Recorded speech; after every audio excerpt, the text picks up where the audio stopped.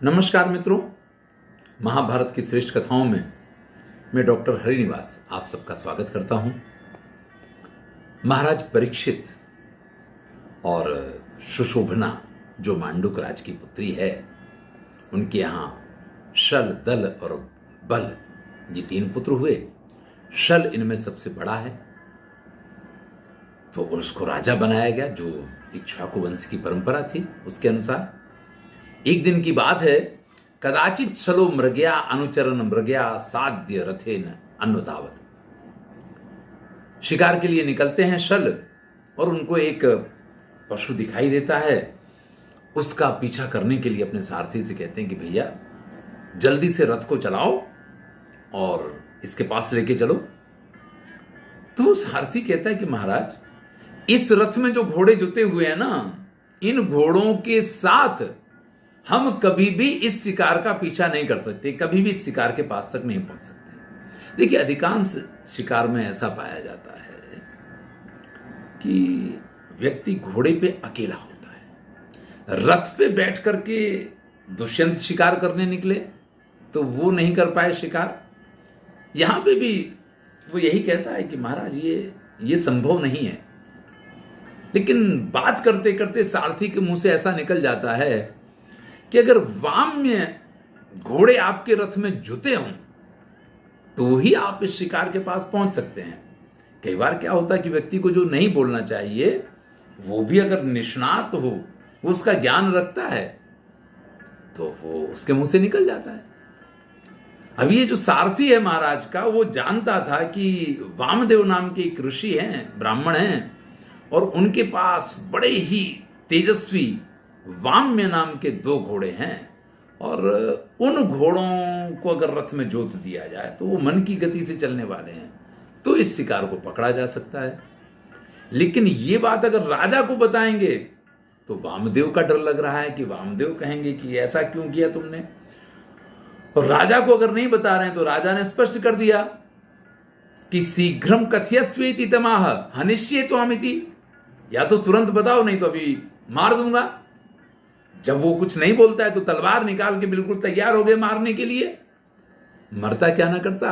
ऐसे में वो सारथी जो है वो कहता है कि महाराज, वामदेव नाम के एक ऋषि हैं, उनके पास 2 घोड़े ऐसे हैं जो मन की गति से चलते हैं। राजा तुरंत वहां वामदेव के पास पहुंच गए।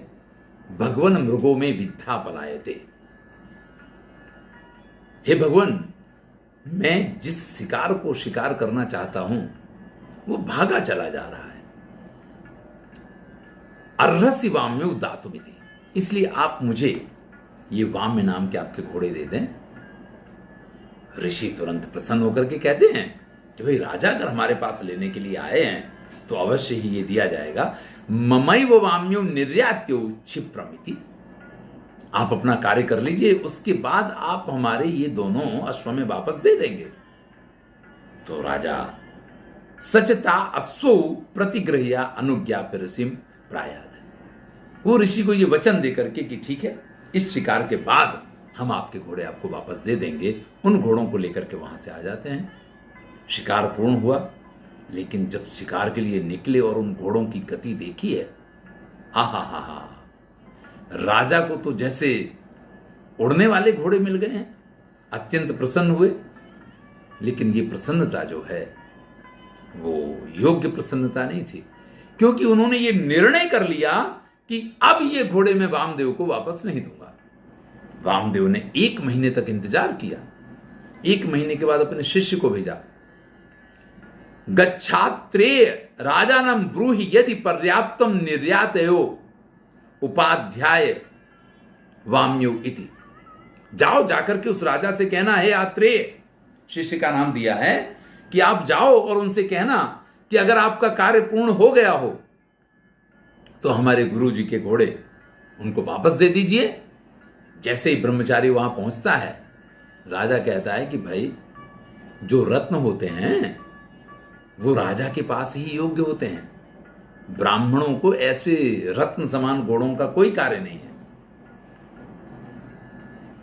ब्रह्मचारी को बेचारे को वापस भेज दिया। वो अपने गुरु के पास वापस जाता है, तब वामदेव स्वयं राजा के पास आते हैं और राजा से कहते हैं, कृतम ही ते कार्यम आभ्याम अशक्यम मात्वावधित वरुणो घोर पाशे। आपने जो वचन दिया था कि आपका कार्य हो जाएगा, तो आप हमारे घोड़े वापस कर देंगे। आप अपने उस वचन का पालन नहीं कर रहे हैं, और जो मिथ्यावादी होता है वरुण का पास उसको बांध करके उसकी हत्या करता है। तो आप मिथ्या आचरण ना करें, नहीं तो आपकी मृत्यु हो जाएगी।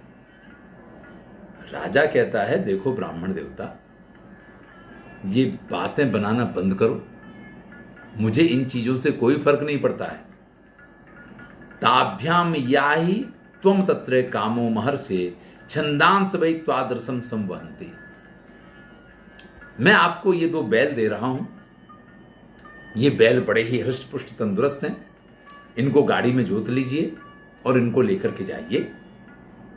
ब्राह्मणों को या तो वेद पाठ, ब्राह्मणों का वहन या तो वेद करते हैं, और या ये बैलगाड़ी पे आप बैठ के जा सकते हैं।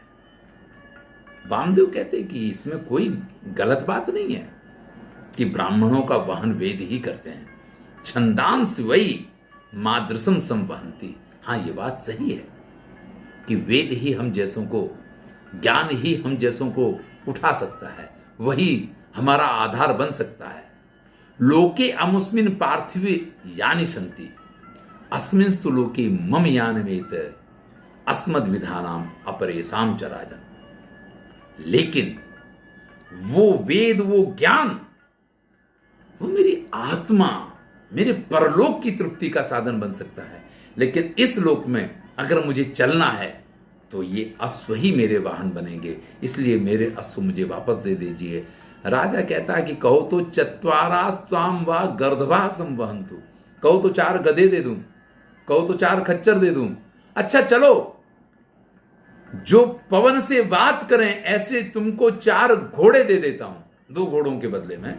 लेकिन इन घोड़ों की बात ममैव वाम्यम न तवेतो ही विद्धि। ये वाम्य जो है ये तो मैं आपको नहीं देने वाला हूं। काफी चर्चा हो गई। वामदेव को क्रोध आ गया। घोरम व्रतम ब्राह्मण सेतदा। आपने ब्राह्मण का अनादर करके ये बहुत ही गलत कार्य किया है। हे राजन, अगर आप हमारे घोड़े हमको वापस नहीं दोगे तो हम शाप देंगे, और जिसके कारण 4 दुर्दांत राक्षस उत्पन्न होकर के और तुम्हारे शरीर के टुकड़े टुकड़े कर देंगे। राजा कहता है, मेरे शरीर के टुकड़े हो जाएं, मेरे शरीर का जो भी हो जाए, इस समय तुम हमारे सामने खड़े हुए हो और तुम मुझको जिस प्रकार से धमकी दे रहे हो, मैं अभी मेरे सेवकों को आज्ञा दूंगा, तुम्हारे राक्षस तो पैदा होंगे तब होंगे, लेकिन ये अभी आपको मार देंगे।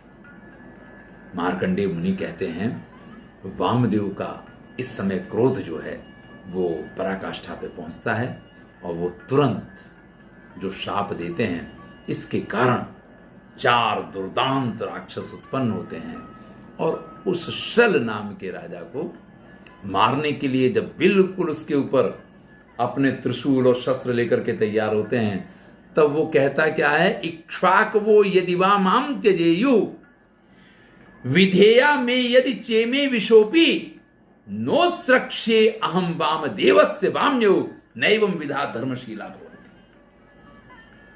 चाहे इक्ष्वाकु कुल मेरा परित्याग कर दे, चाहे मेरे सेवक भी मेरा साथ न दें, लेकिन वामदेव का ये जो आचरण है, एक ब्राह्मण इस प्रकार से क्रोधपूर्ण जो आचरण कर रहा है, ये बिल्कुल योग्य नहीं है, ये धर्म के विरुद्ध है। मैं किसी भी स्थिति में इन दोनों जो घोड़े हैं उनको तो नहीं ही दूंगा। देखिए आसक्ति किस प्रकार की होती है। ऐसी स्थिति में वो जो राक्षस हैं इसकी हत्या कर देते हैं। इसके मरने के बाद वो घोड़े अभी वामदेव को नहीं मिले हैं। उनके भाई जो शल का उनसे छोटा भाई था दल, उसको राजा बना दिया जाता है। वामदेव उससे कहते हैं कि भैया हमें हमारे घोड़े वापस दीजिए। तो वो भी शल का भाई था। विभेष चेत त्वम धर्मान नरेंद्र प्रयच्छ में शीर्घ मेवाद्य वाम्यो एतत् श्रुत्वा वामदेवस्य वाक्यम सपार्थिवा सूतमुवाच रोषा। वामदेव ने उससे कहा कि अगर भैया तुम धर्म से थोड़ा सा भी भय रखते हो, अगर धर्म को जानते हो, तो मेरे घोड़े मुझे वापस कर दो। वामदेव की बात सुनते ही शल का भाई वो दल अपने सारथी से कहता है, जल्दी से जाओ, एकम ही में सायकम चित्र रूपम दिग्धम विषेणा हर संग्रहितम। जो एक बाण मैंने विष में बुझो डुबा करके रखा है ना, उस बाण को ले आओ। आज वो बाण चलाता हूं, संदस्य माना स्वभी आर्त रूपा। ये कुत्तों की तरह नीचे फड़फड़ा करके इस वामदेव को आज मैं मार दूंगा। इसने मेरे भाई की हत्या कर दी, अब मैं इसको छोड़ूंगा नहीं। वामदेव कहते हैं कि हे राजन, अगर ये बाण तुम छोड़ोगे तो ये बाण मुझे नहीं लगेगा, इस बाण से तुम्हारे पुत्र की हत्या हो जाएगी। मुझे मालूम है, जानामि पुत्रम 10 वर्षम तवाहम, कि तुम्हारा 10 वर्ष का एक पुत्र है, शेनजित जिसका नाम है, तुम्हारी महारानी ने जिसको जन्म दिया है। अगर तुमने ये बाण मेरे ऊपर छोड़ा तो इस बाण से तुम्हारे पुत्र की मृत्यु होगी, मुझे कुछ नहीं होगा। सामने खड़ा हो व्यक्ति और राजा से ये कहे कि तुम्हारे द्वारा छोड़ा हुआ बाण मेरा कुछ नहीं बिगाड़ पाएगा, रनिवास में खेलता हुआ तुम्हारा पुत्र उससे मरेगा, इस चीज का भरोसा करेगा क्या? नहीं करता है, और उस बाण का प्रयोग करता है। वो बाण वामदेव को लगने की बजाय सीधा जाकर के रनिवास में उसकी पुत्र की हत्या कर देता है। पुत्र वियोग से और व्याकुल, अत्यंत क्रोधित होकर के वो जो दल है वो अपने सारथी से कहता है, दूसरा बाण लेके आओ, आज मैं इस ऋषि को बिल्कुल नहीं छोड़ूंगा। दूसरा बाण चढ़ाने की जब तैयारी करते हैं तो वामदेव कहते हैं कि हे राजन, मैं तुमसे कह रहा हूं कि इस बाण को तुम अपने धनुष पे भी नहीं चढ़ा सकते हो। मेरे ऊपर बाण चलाना तो दूर, इस बाण को तुम अपने धनुष पे तक नहीं चढ़ा पाओगे, और इस बाण का अगर तुमने दूसरी तरीके से प्रयोग किया तो इससे तुम्हारी महारानी की मृत्यु हो जाएगी। वो राजा बड़ा प्रयास करता है, लेकिन जब धनुष पे बाण नहीं चढ़ा पाता है तो उसको इस चीज का एहसास हो जाता है कि इस ऋषि ने जो जो बातें कही हैं वो सच हैं। तब वो राजा कहता है, इक्ष्वाकवः पश्यत माम गृहीतम न वै शक्नोम एष सरम विमुक्तुम। अरे ये इक्ष्वाकु कुल के लोग देखें, मेरे पितर देखें, मेरी कैसी स्थिति है कि मैं अपने धनुष पे इस बाण को नहीं चढ़ा पा रहा हूं। न चास्य कर तुम नासम अभ्युत्सहामि, और मैं इस ब्राह्मण का वध भी नहीं कर पा रहा हूं। आयुष्मान वही जीवत वामदेवा, जाओ वामदेव आप आयुष्मान हो, लंबा आयुष्य जियो। इसी को अहम कहते हैं कि व्यक्ति काम ना कर पाए तो फिर वो कहे कि अरे ठीक है, ये काम तो मेरे लिए नहीं था, मेरे लिए योग्य नहीं था। तब वामदेव उससे कहते हैं कि राजन, ये जो बाण है ना, इसको अपनी रानी को स्पर्श करवाओ, इससे तुम्हारे ऊपर तुमने एक ब्राह्मण की हत्या करने का जो प्रयत्न किया है, उसका जो ब्रह्म हत्या का पाप लगा है, उससे आपको मुक्ति मिल जाएगी। राजा उस बाण को अपनी महारानी के शरीर से स्पर्श करता है, और वो राजकुमारी, वो जो महारानी है जो अत्यंत धार्मिक थी, वो वामदेव से आकर के प्रार्थना करती है कि हे ऋषिवर, आज आपके प्रताप से मेरे पति का क्रोध शांत हुआ, वो सन्मार्ग पे आ गए हैं, आपका बहुत बहुत धन्यवाद। बाकी मैंने तो बड़ी कोशिश की थी इनको समझाने की कि आप अपना ये क्रोध छोड़ दो, इस प्रकार का स्वभाव योग्य नहीं है, कभी भी इन्होंने मेरी बात को नहीं माना है। तब वामदेव उस राजकुमारी पे प्रसन्न होकर कहते हैं, त्वया त्रातम राजकुलम शुभेक्षण, हे शुभ लक्षण वाली, तुमने इस राजकुल को बचा लिया। अगर तुम नहीं होते तो इस राजकुल का नाश हो जाता। हम जानते हैं कि चाणक्य ने नंद वंश का नाश किया, वो पूरी कथा है। यहां वामदेव भी पूरी तरीके से यहाँ पे तैयार थे, तो वो उनसे वरदान मांगती कि महाराज वरम वृणे भगवंत त्वमेश, मैं आपके पास से ये वरदान मांगती हूँ कि मेरे पति के ऊपर जो आपने क्रोध किया या मेरे पति ने जो आपके साथ दुर्व्यवहार किया उसके पाप में से उनको मुक्त करवा दो। मेरा पुत्र और मेरा घर परिवार सुखी रहे, ये मैं आपसे वरदान मांगती हूँ। पुनः उसका पुत्र जीवित हो जाता है। मार्कंडेय ऋषि कहते हैं कि जब भी किसी ने ब्राह्मणों का विरोध किया है वो व्यक्ति कभी भी इस संसार में सुखी नहीं हुआ है। इसलिए हे महाराज युधिष्ठिर, कभी भी आप ब्राह्मणों का विरोध नहीं करेंगे, और इसीलिए मैंने ये बात कही है। अब जरा हम आज के संदर्भ में इस कथा को देखें। जीवन में शक्तिशाली का विरोध कीजिएगा, जीवन में पैसे वाले का विरोध कीजिएगा, जीवन में राजनेता का विरोध कर लीजिएगा, लेकिन जीवन में ब्राह्मण यानी किसी बुद्धिमान का विरोध मत कीजिएगा। बुद्धिमान का विरोध करने के बाद न राजा रहता है, न धन रहता है, और न शक्तिशाली व्यक्ति रहता है। इन सब का विनाश हो जाता है जो बुद्धिशाली व्यक्ति का यानी ब्राह्मण का जो विरोध करता है। आज भी आप इस चीज को देख सकते हैं। बुद्धिशाली व्यक्ति जो कि कहते हैं स्वदेशे पूज्यते राजा विद्वान सर्वत्र पूज्यते, वो सभी जगह पे सफल होता है। वो जो चाहता है उसके हिसाब से ये दुनिया चलती है। यहां आपने देखा कि बाण राजा ने छोड़ा, लेकिन बाण उस ब्राह्मण तक नहीं आया, ब्राह्मण के कथनानुसार वो बाण चला है। यही होता है, जो बुद्धिमान व्यक्ति होता है वो आपको इस प्रकार की स्थिति में पहुंचा देता है कि आप जो भी कार्य करते हैं वो कार्य आपको ऐसा लगता है कि आपके लिए बड़े उपयोगी हैं, लेकिन वो आपके लिए विरोधी सिद्ध होते हैं और उसके जाल में फंस के आप स्वयं अपना विनाश करते चले जाते हैं। इसलिए किसी बुद्धिमान व्यक्ति का विरोध कभी नहीं करना चाहिए। इसीलिए हमारे यहाँ कहा गया है कि विद्वानों के साथ हमेशा विनम्रता का व्यवहार करना चाहिए।